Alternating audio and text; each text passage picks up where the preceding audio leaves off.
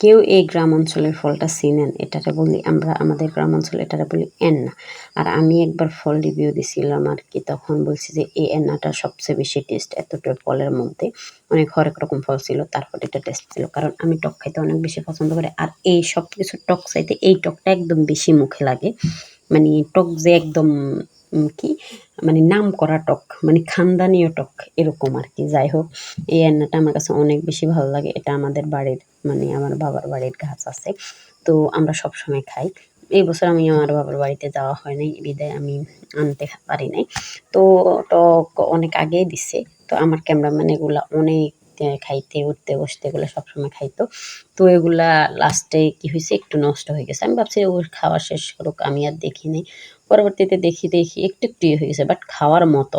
মানে কালারটা একটু চেঞ্জ হয়েছে, বাট খাওয়ার মতো। তারপরে আমি কি করলাম, এখানে লাস্টে আমি বলি যে ও প্রতিদিন ভাত খাওয়ার পরে বানাই খাইতো নিজে নিজে। আমি কই দেখি আমিও এইভাবে বানাই খাই, কারণ আমিও ছোটোবেলায় এইভাবে বানাই খাইতাম। তো আমি কি করছি এখানে শিল্পীর মধ্যে আর কি আমরা যেটা করে হাডা হুতা, তো এই হুতাটা নিলাম।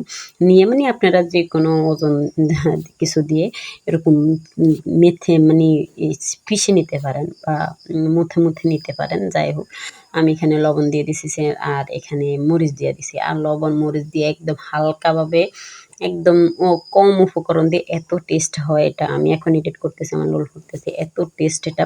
যাই হোক, আমার লোল ফুললেও আজকে কোনো ইয়ে নেই। আমরা ফাঁকনাগুলো আনছি, এগুলো কাঁচা ছিল। আর আমি যেদিন এডিট করতেছি অনেক দেরি হয়ে গেছে, তো ফাঁকনাটা ছিল। তো আমি বানানোর পরে আমি ক্যামেরাম্যান দিতেছে, ক্যামেরাম্যান বলতেছে যে টক লাগতেছে যা এরকম বলছিল।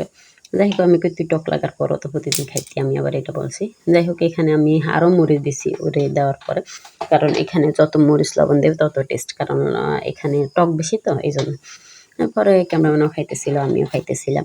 আর এই ফলটা কোন গ্রামে কি অঞ্চলে কোনটা বলে কি বলে, আমাদের এদিকে এন্না বলে। আপনারা আমারে যদি দেখেন তাহলে প্লিজ কমেন্ট করে জানাবেন। আর এই টকটা খাইতে অনেক বেশি মজা। সবাই ভালো থাকবেন, সুস্থ থাকবেন, আর সবাই সবার জন্য দোয়া করবেন। আসসালামু আলাইকুম। সবাই ভালো থাকবেন, নিজের খেয়াল রাখবেন।